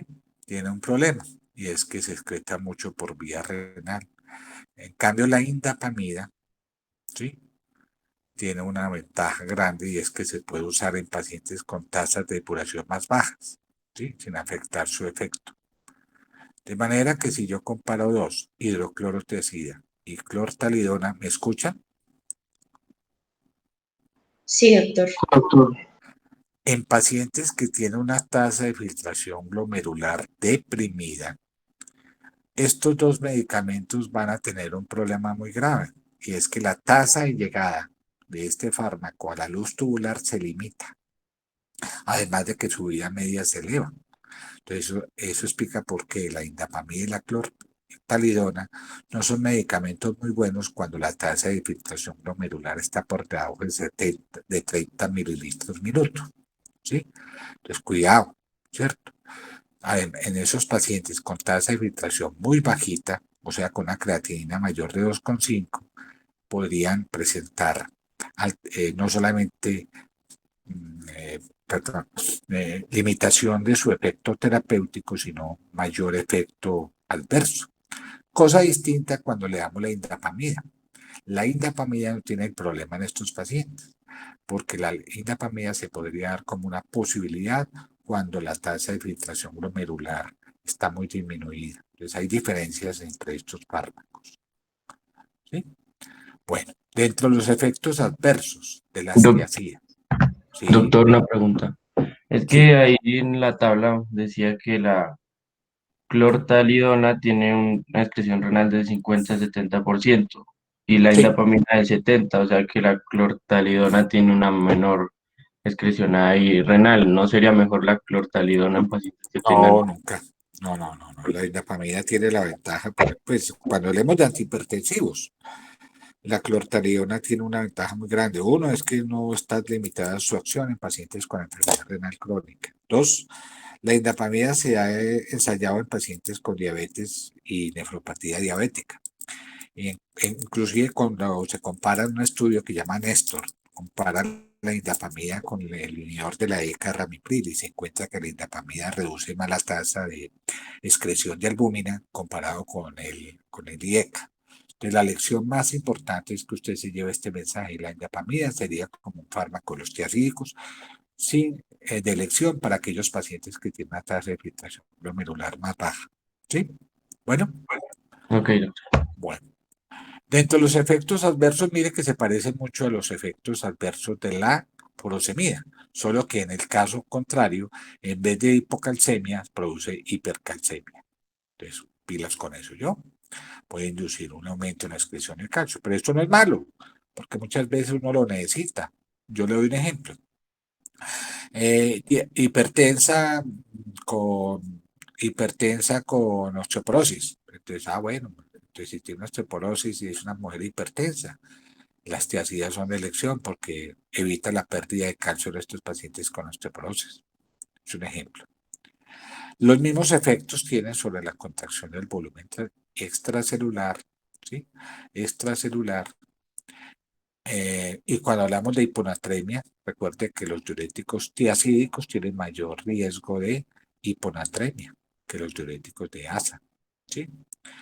Entonces, las tiazidas, ¿sí?, que estoy señalando aquí a la derecha, tienen un riesgo muy importante, la hiponatremia, que se define como un sodio 6 con menor de 135.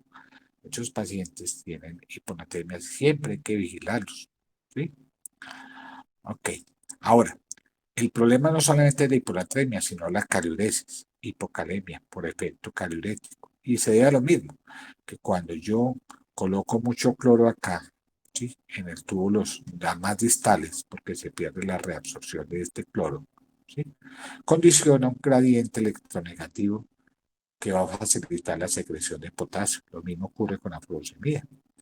Entonces, induce no solamente hiponatremia, sino hipocloremia e hipocalemia, ¿sí? Y esta hipocalemia hay que tener mucho cuidado con ello, ¿sí?, porque puede ser una manifestación con síntomas cardíacos importantes, ¿sí? Y entonces esta hipocalemia no solamente está relacionada con riesgo de efectos cardíacos, sino que también está relacionada con intolerancia a la glucosa, ¿sí?, con resistencia periférica a la insulina. Por eso es que cuando damos un ahorrador de potasio, pues estamos disminuyendo el riesgo de hipocalemia y con esto la muerte súbita, la resistencia periférica a la insulina y la aparición de diabetes de nuevo. Esto es muy importante para el paciente que tiene una falla, una hipertensión arterial. De las alteraciones metabólicas, igual que con la furosemida, induce hiperglucemia, crisis de gota, ¿sí?, además de los efectos endocrinos que ya cité. Efectos adversos. Uno de los más importantes es que hasta un 20-25% de los pacientes que toman diuréticos tiazídicos tienen disfunción eréctil, ¿sí? Y esto hay que preguntarlo, a veces se le pasa a uno por alto, el paciente por tabú no consulta por este problema. Dos, es que puede empeorar una enfermedad renal preexistente, acuérdense de lo que yo lo citaba. Y produce otros efectos gastrointestinales, como lo ven aquí, incluso pancreatitis, ¿sí? A nivel central puede producir vértigo, cefalea, etc. ¿Sí? Estimula la vasopresina, por eso es que las tiazidas se usan en diabetes insípida nefrogénica, ¿sí? Induce fotosensibilidad, recuerden que es un agente derivado de las sulfas y es un agente que con mucha frecuencia produce trombocitopenia. También hay que tener en cuenta la resistencia a los diuréticos tiazídicos. Tiene todas las causas de una resistencia a los diuréticos tiazídicos, exceptuando la tolerancia a largo plazo, pero produce todas las causas. Este medicamento no produce tolerancia a largo plazo, que ya lo vimos en la fisiopatología, ¿sí? Y entre las interacciones ya vimos que si yo le doy con diurético de asa, pues tiene un efecto sinérgico. Si le agrego un diurético ahorrador de potasio, voy a prevenir no solamente la pérdida de potasio, sino voy a reducir esto que es tan importante: la incidencia de muerte súbita, la intolerancia a la glucosa y la incidencia de diabetes de nuevo asociados a hipocalemia. Con los digitálicos ocurre lo mismo, sensibilizan a la intoxicación digitálica. Con IECA y ARA2 pues tiene un efecto sinérgico, además de que también pues aumenta el riesgo de hipotensión, etc. Lo mismo ocurre con la warfarina, igual que con la furosemida, aumenta la actividad anticoagulante. Los AINES contrarrestan la acción de estos diuréticos, igual que la furosemida. Con el litio ocurre lo mismo, ¿sí? Ahora, yo le voy a dar una dosis alta porque me dio la gana de mandarle una dosis alta de tiazida, ¿sí?, por alguna razón. Entonces, si yo le doy una dosis alta que supera los 100 miligramos, el riesgo de muerte súbita aumenta mucho, ¿sí?, de paro cardíaco, muerte súbita, incluso con dosis de 50 miligramos. Por eso la lección es que si yo voy a empezar una tiazida, siempre debo empezar con una dosis bajita, entre 12,5, 25, máximo 50 miligramos día. Hasta hace poquito, antes del 2019, que son las recomendaciones actuales, las tiazidas se dan hasta una dosis de 100 miligramos día. Es una dosis completamente errónea, porque a esa dosis ¿sí? De 50 hasta 100 miligramos aumenta el riesgo de muerte súbita. Entonces, siempre hay que empezar dosis bajitas y asociarla a otros medicamentos. Por ejemplo, si yo lo asocio a un ahorrador de potasio, como aquí ocurrió, a un ahorrador de potasio, el riesgo de muerte súbita es mucho menor. ¿Entendieron la gráfica? Precauciones. Bueno, la primera, evitemos los trastornos electrolíticos, hipocalemia e hipomagnesemia. ¿Sí? ¿Cómo? Empezamos a dar dosis bajas posibles, reducimos el consumo de sal para evitar esos efectos de rebote, ¿sí? Incrementamos el consumo de potasio y añadimos a estos tiacídicos diuréticos ahorradores de potasio y ECA-UARA2 en el contexto del paciente con falla, ¿sí? La hiponatremia dilucional es uno de los problemas de estos pacientes. Recuerde que estos pacientes hacen hiperaldosteronismo secundario, sobre todo los pacientes con falla cardíaca asociada, ¿cierto? O los cirróticos. Entonces, estos pacientes tienen edema persistente, por eso es que asociar una espironolactona o un IECA o un ARA2. Contraindicaciones. La contraindicación absoluta para dar un diurético triacídico es la gota. Es la única contraindicación absoluta que tienen los diuréticos triacídicos. Sin embargo, hay contraindicaciones relativas, como el síndrome metabólico. Si un paciente tiene diabetes, por ejemplo, o es muy obeso, pues el problema de estos triacídicos, exceptuando la indapamida, es que pueden elevar los niveles de glicemia y generar varios efectos que después vamos a ver. El embarazo, categoría C. Varón con actividad sexual, claro, porque produce disfunción eréctil. Lo ideal sería dar otro tipo de medicamento, a no ser que sea necesario. En pacientes con dislipidemia, excepto la indapamida. Y sobre todo tener en cuenta esto. En la medida que la tasa de filtración se deprime, creatinina tenemos de 2,5 para arriba, hay que tener mucho cuidado con el esto. Estos pacientes van a requerir dosis más altas y el problema es que si le dan dosis más altas aumenta riesgos de efectos adversos.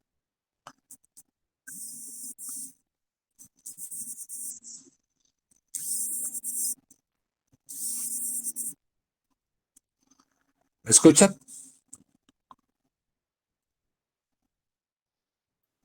Sí, doctor. Sí, Bueno, doctor. ¿cómo viene entonces la hidroclorotiazida? La hidroclorotiazida viene en tableticas de 12,5 y 25 miligramos, promedio 25, pero mira aquí se consigue 12,5 o 25 miligramos, que es la dosis usual que uno maneja, ¿sí? La clortalidona viene lo mismo, 12,5 y 5 miligramos, solita, como tal, como clortalidona, y la indapamida que conseguimos aquí en nuestro medio es una indapamida de liberación lenta, que viene en tableticas de 1,5, y esto contrasta con las recomendaciones de las guías europeas, porque las guías europeas dicen que se dé 2,5 miligramos, pues aquí tenemos la liberación sostenida 1,5, que es la dosis que damos una al día. Entonces, ¿para qué se utilizan estas tiazidas? Pues lo mismo que con la furosemida, en falla cardíaca crónica, habiendo otras indicaciones. Si sumamos los dos medicamentos que estamos hablando esta mañana, son los medicamentos que podemos usar en insuficiencia cardíaca crónica, que es el tema que nos compete, ¿sí? Siguiendo las guías, podemos hablar de esto. Entonces, no olviden que las tiazidas surgieron en la década de los 60, ¿sí? Entonces se fueron utilizando, mezclando con los diuréticos y después ya mezclados con IECA, ARA2, betabloqueadores, AR, etc. Esa fue la evolución de ellos. Entonces, en el tratamiento farmacológico de la falla cardíaca con fracción de eyección reducida, esto hacen las tiazidas. Mejoran los síntomas de congestión, mejoran la clase funcional, mejoran la calidad de vida, la capacidad de ejercicio y la hospitalización por descompensación de falla. Estos medicamentos no reducen mortalidad, no reducen la progresión de la falla, no previenen el deterioro de la falla, ¿sí? No reducen cambios neurohormonales, al contrario, ya veíamos que lo elevan, ¿sí? Por eso es que hay que asociarlos. Entonces, si hago una analogía de esto, el diurético lo que hace es mejorar los síntomas de congestión, la precarga en estos pacientes que están elevados, la precardia, ya sea derecha o izquierda. Esa es la razón de darlos, ¿sí?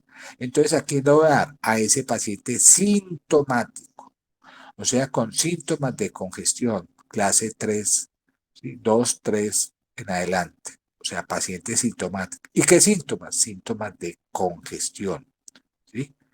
Que está sintomático y presenta síntomas evidentemente de congestión. Entonces, ¿qué nos dice la guía? ¿Sí?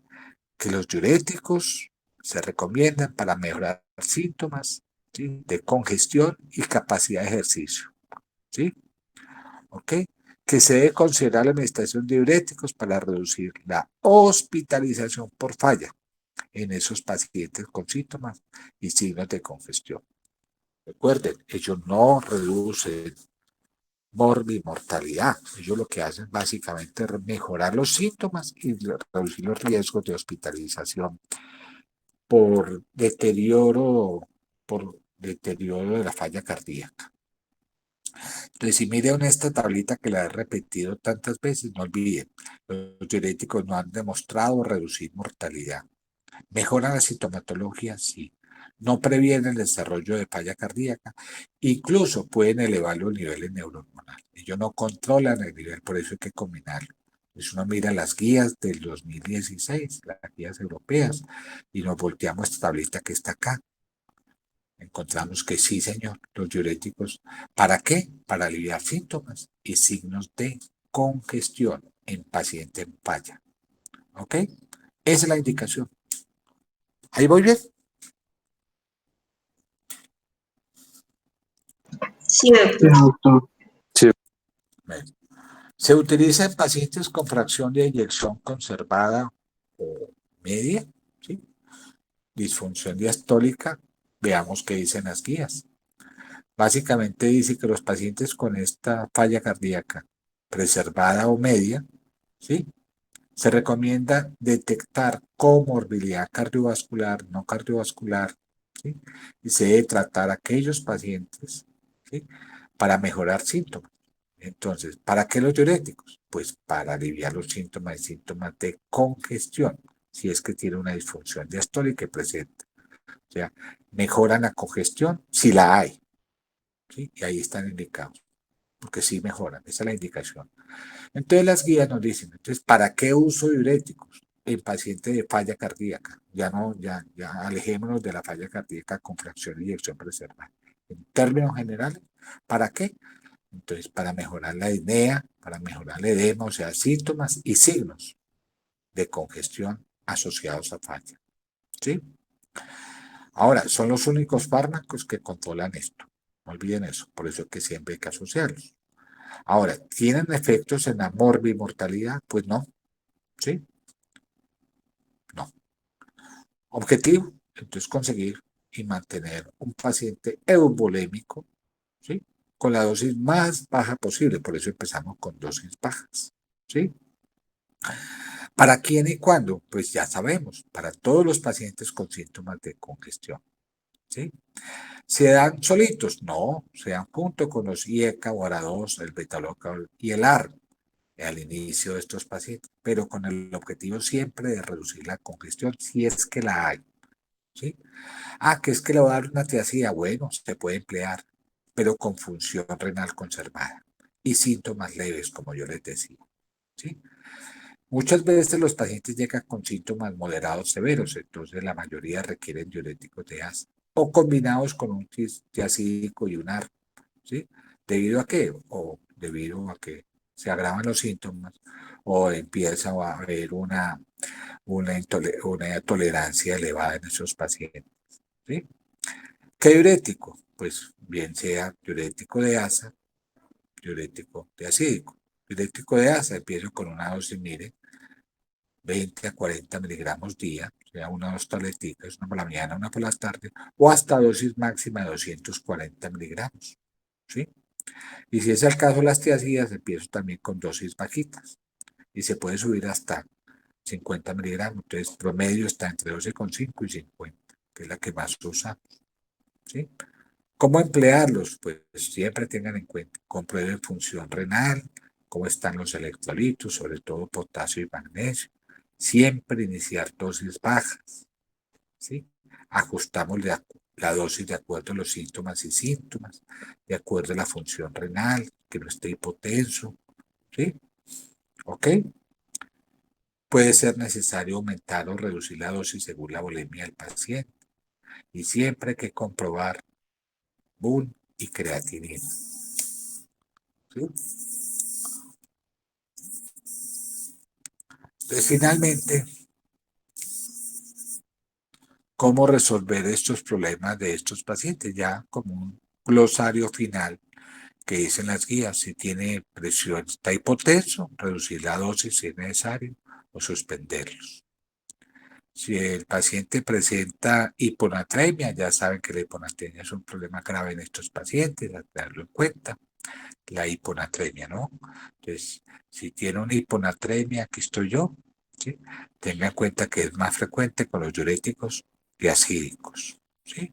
Entonces hay que restringir los líquidos, aumentar, vean lo que está diciendo ahí, aumente la dosis del diurético de asa, si tiene hiponatremia, es una opción. ¿Por qué? ¿Quién me explica esto? Porque es más acuarético, entonces pues disminuye la cantidad de la volemia de Claro. agua, pero aumenta la concentración de sodio en la sangre. Y muchas veces usted encuentra una hiponatremia dilucional, que es el típico paciente con falla. O sea, yo le explico que es una hiponatremia dilucional. Es cuando usted va a preparar una sopa y le queda muy simple. ¿Sí? Dice, ay, juepucha, se me fue la mano con el agua. ¿Sí o no? Entonces, lo ideal es que usted coloque un diurético, pero que saque más agua que sodio. Por eso es que en algunos casos de hiponatremia se elige mejor el diurético de asa que el diurético tiacídico. ¿Sí? ¿Ok? Si es una hipocalemia o una hipomagnesemia, pues primero empieza a dar suplementos de pato de potasio y magnesio. Acuérdese que el riesgo de hipocalemia y hipomagnesemia se reduce cuando yo le doy un bloqueante del sistema renina-angiotensina o un ARNI, que después vamos a ver, o le adicionamos un ARN, ¿sí? Y si es una hiperuricemia y tiene antecedentes de gota, definitivamente las tiacidas están contraindicadas. La furosemida podría ser una opción, pero cuidado mucho ojo con eso. Y entonces a veces hay que darle profilaxis con fármacos que bloqueen la síntesis de este ácido úrico, como el allopurinol o el febuxostat, que se conoce como Outex. Y si el paciente pues nos hizo una crisis, pues toca darle colchicina, etcétera. ¿Sí? Eso es todo lo referente a diuréticos diacídicos. ¿Quedó claro por ahora? Sí, Sí, doctor. sí, doctor. Bueno, ¿una pregunta por ahora?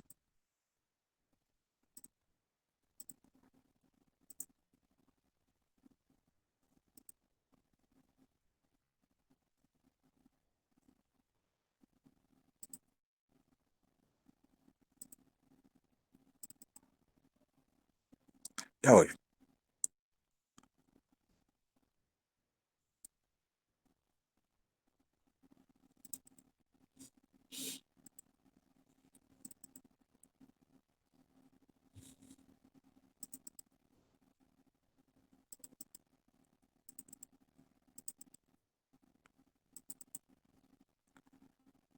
Voy a dar una introducción. ¿Me escuchan? Sí, doctor. De los otro tipo de diuréticos, que es el tema que nos compete hoy, ¿sí? Que son los ARM, o sea, los antagonistas de los receptores de mineralocorticoides y específicamente en insuficiencia cardíaca crónica, ¿no? Ya habíamos hablado de esta tablita. Este tipo de diuréticos pertenece a un grupo de diuréticos no sulfonamídicos que están asociados a llamados ahorradores de potasio. Los ahorradores de potasio son estos que están aquí a la derecha de ustedes, triamterena, y los AR propiamente dichos. Entonces el tema que nos compete hoy son los ARB, ¿sí? O sea, la espironolactona y la eplerenona, ¿sí? Entonces, si miramos los diuréticos, están estos diuréticos ahorradores de potasio, que hay dos tipos. Y el que me interesa aquí son los AR, tipo espironolactona y epleronona, que son diuréticos que actúan en la porción más distal de los tubos contorneados distales y los túbulos colectores. Allí la filtración de sodio es todavía menor todavía, ¿sí? Por tanto, la eficacia es más ligera, ¿sí? O sea, como diuréticos como tal, tienen muy poca eficacia. Entonces, ¿para qué sirven los diuréticos, los AR? Pues por sus efectos pleiotrópicos, como vamos a ver, tienen unos efectos antirremodelativos en pacientes en falla, que es el principio fundamental de usar estos AR, que son diuréticos, pero como diuréticos tienen una eficacia muy ligera, muy limitada. Por eso no se utilizan, ¿sí? O se utilizarían combinados con otros con eficacia mayor. A manera de introducción, estos AR, algunos tienen carácter no selectivo y otros que son más selectivos. Los no selectivos serían espironolactona y los selectivos serían la epleronona. ¿Y por qué selectivos y no selectivos? Pues ya vamos a ver, ¿sí?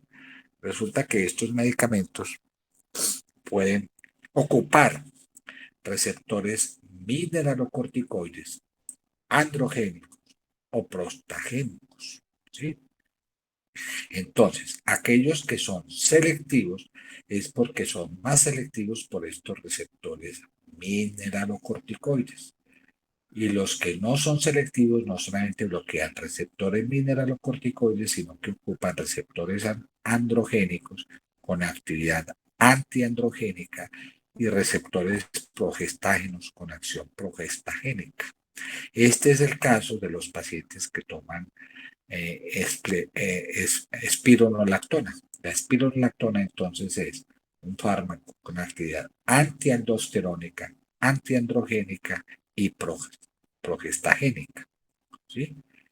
En cambio, la epleronona, como es más selectivo, entonces ocupa estos receptores y tiene exclusivamente actividad antialdosterónica. Esa es la diferencia entre ellos dos. Además, estos medicamentos, ¿sí?, de ocupar receptores esteroideos, como ya aquí nombré ahorita, también pueden tener efectos pleiotrópicos, o sea, distintas a esta acción que acabo de nombrar. Y dentro de los efectos pleiotrópicos, estos fármacos tienen actividad antirremodelativa, antiarrítmica e incluso antihipertensiva. Entonces, cuando yo comparo espironolactona con epleronona, voy a hablar de la afinidad que tenga este medicamento sobre este, ¿sí? Y entonces la afinidad sobre este receptor mineralocorticoide es valorada a través de un índice que llama el índice 50. Entre más bajo esté, ¿sí?, más afinidad tendrá, ¿sí? Los valores más bajos significan una inhibición más fuerte, una afinidad más fuerte. De manera que, si yo comparo estos dos medicamentos, espironolactona y epleronona, voy a encontrar que la epleronona presenta una afinidad 40 veces menor de la acción de la espironolactona, es menos afín. ¿Y esa afinidad tiene que ver con la potencia? No, básicamente la afinidad lo podríamos considerar distinto a la potencia. Entonces, en términos generales, la epleronona es menos afín que la epleronona es menos afín que la espironolactona, pero tienen potencia similar, ¿sí? Ahora,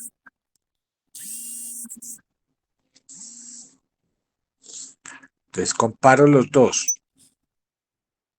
espironolactona y epleronona, ¿sí? Esta de primera generación, esta de segunda generación, pues ambos son derivados de la progesterona, pero este tiene mayor afinidad por los receptores mineralocorticoides que este, ¿sí? ¿Ok? Además, la epleronona tiene mayor selectividad, es más selectivo como acabo de nombrar. Este tiene vida media más larga, este tiene media más corta, aunque ambos se dan una vez al día. Este además tiene acción progestagénico y efecto antiandrogénico. Este no, porque no es selectivo para receptores progestagénicos ni androgénicos. Entonces, resumiéndolo, les pongo acá, espironolactona y epleronona. Esta de primera y esta de segunda generación. La espironolactona tiene mayor afinidad que la epleronona, pero ambos son equipotentes. Ahora, la selectividad por el receptor mineralocorticoide es mayor de la espleronona que la espironolactona. Por eso cuando uno ve pacientes varones, ¿sí?, que toman espironolactona, ellos pueden presentar efectos progestagénicos como ginecomastia.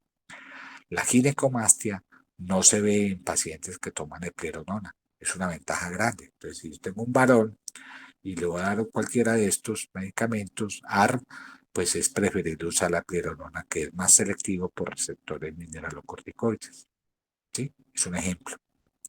No, que es que el paciente tiene un acné, salgámonos del tema de falla. Si tiene un acné, uno podría dar espironolactona. ¿Por qué? Porque es menos selectivo y puede ocupar receptores androgénicos con actividad antiandrogénica. Por eso la espironolactona no le parezca raro que lo utilicemos en acné o en algunas alopecias. ¿Sí? Muy bien. Entonces, para irme, simplemente voy a terminar aquí diciendo que estos medicamentos lo que hacen y lo que busco es tener un efecto antagonista sobre estos receptores, como lo vemos aquí, de mineralocorticoides. ¿Y dónde van a actuar? ¿Sí? Van a actuar en la parte final de los túbulos distales y también en los túbulos colectores.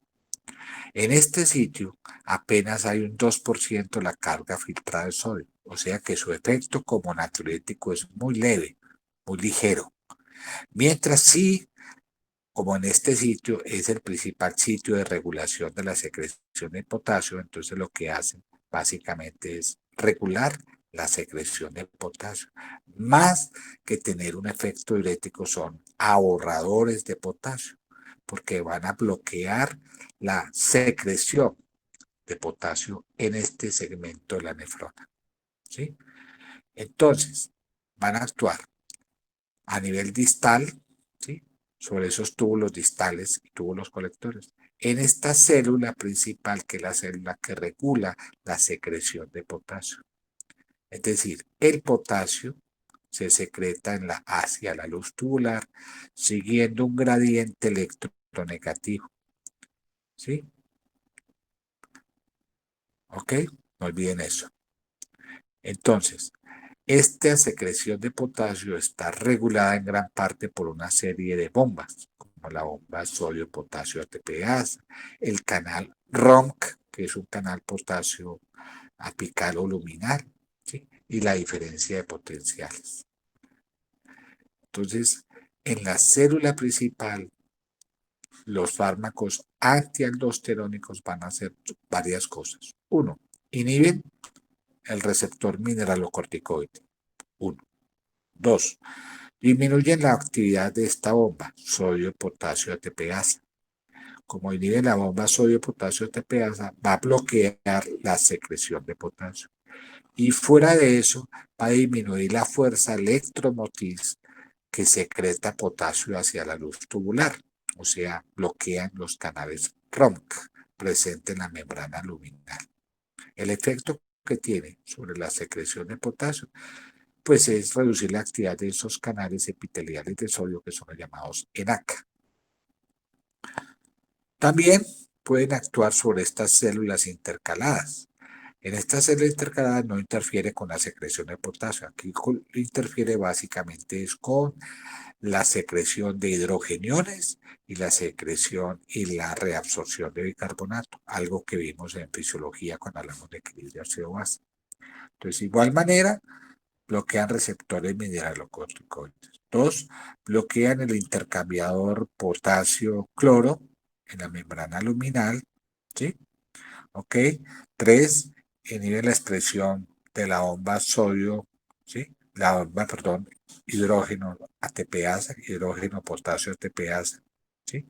Por eso es que bloquean entonces la secreción de potasio. la excreción de potasio.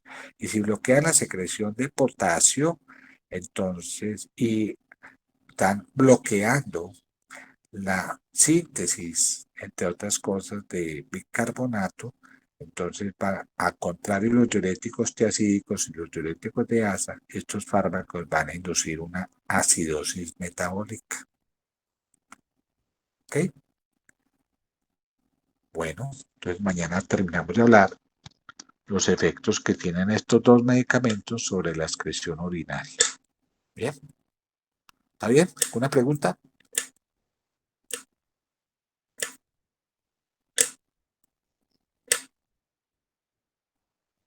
¿Aló? No,